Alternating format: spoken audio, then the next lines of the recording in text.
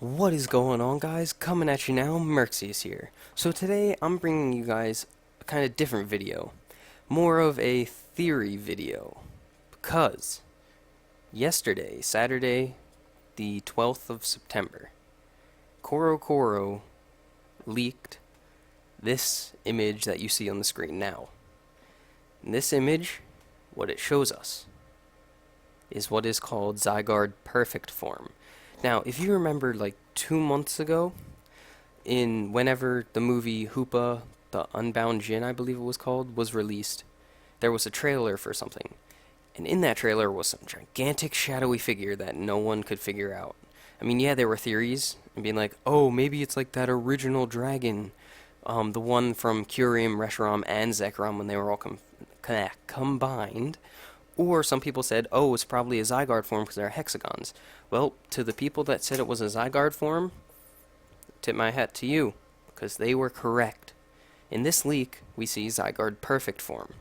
That's not the only thing we learned, though.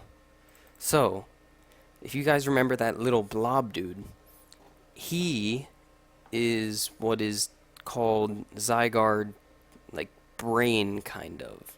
What happens is, this little cell dude becomes the brain of all Zygarde forms, meaning every form you see here, plus any other potential form, is basically that guy. And then if you look right below him, we have what is called Zygarde Cell, which is basically like the 0% form. But we also learned of this dog-like form, which is called Zygarde 10%. As you can see, the 10% on your screen to the close to the top right.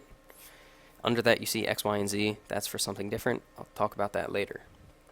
But the question is, how does Zygarde change between each of these forms? And yes, the original form, or so-called original form from X and Y, is known as 50%.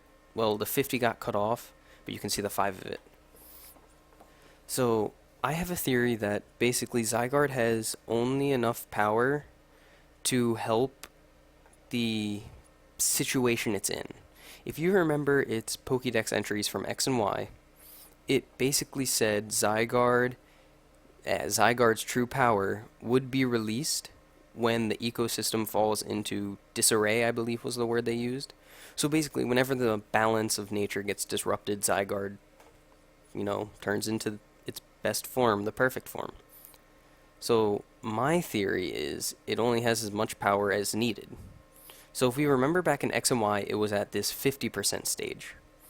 Now, if you think about it, it kind of makes sense. I mean, yes, Lysander, he was doing some crazy stuff, like trying to resurrect the, excuse me, or resurrect the ultimate weapon that AZ used 3,000 years ago. So it makes sense that Zygarde would have some power. The question is, why wouldn't it be full power? Well, Zygarde has to know everything going on in the ecosystem. It has some kind of link to the ecosystem. So it has to know that something or someone is fighting Lysander. So the reason it wouldn't have to go full power is because it knew that someone was helping it. So it stayed 50%, just so if needed, it would be able to help out in the fight. Luckily, we didn't need to see its full power, and we do not know how strong it is. Kind of.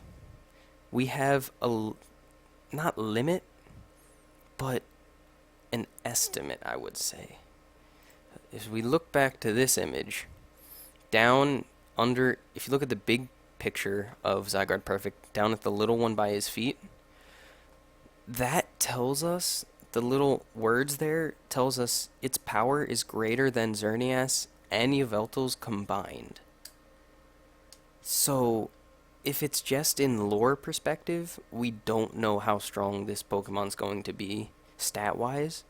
But if we look at it as if they're trying to tell us this Pokemon will be stronger, kind of like how Mega Rayquaza had to be stronger, we're dealing with a potential Pokemon that could be stronger than Mega Rayquaza.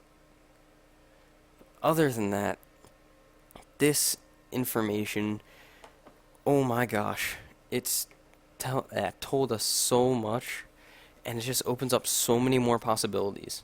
Now, looking back at this image where you see the X, Y, and Z, that is not referring to games. Don't get hyped up. Oh my god, Pokemon Z, they said they wouldn't do it. That is not what's happening. That refers to the anime, which I'm not going to cover because personally I don't watch the anime. But if anyone wants to leave a comment down below telling me exactly what they think is going to happen with it, be free to do so. Let me learn.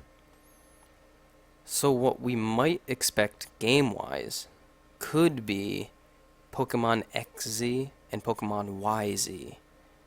They could do something where, excuse me, where they expand on the Kalos region. Because with this information right here, it seems like that's what they're going to be doing. I mean, yeah, people speculated Gen 7, but how would Zygarde fit into Gen 7 is the question. If we have Pokemon XZ and Pokemon YZ, we know that it would be in the Kalos region where Zygarde is found. Whereas if we have Pokemon Gen 7, we don't know what could happen. I mean, they could introduce new Pokemon. That's always a possibility, because there is the southern part of Kalos, which we never got to explore. We got the coastal, which is the westernmost point. We have central, which is obviously central. Then we have the mountainous region, which is the easternmost point. But what's below all that?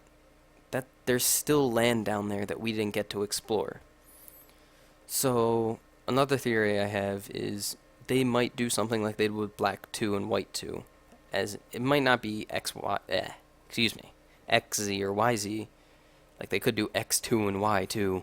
Ooh, creativity. But other than that, there's so many possibilities. Like, we don't know what they could do. They could even throw us a curveball. This could, who knows? Just all the possibilities that come from this. Well, guys, this has been a theory video. Yeah, it's different than what I did before, as in, like, I had a few Nuzlocke episodes, which I have to get back into. Like, school started up, things are getting crazy. Senior year, gotta look at colleges. But I'm gonna try my best to put out content for you guys. So, let me know what you guys thought of the video. Let me know what your guys' theories are. What do you think about this new form, and how Zygarde would switch in between the forms? And other than that, that'll be the end of the video. So, alright guys, I'll see you guys next time.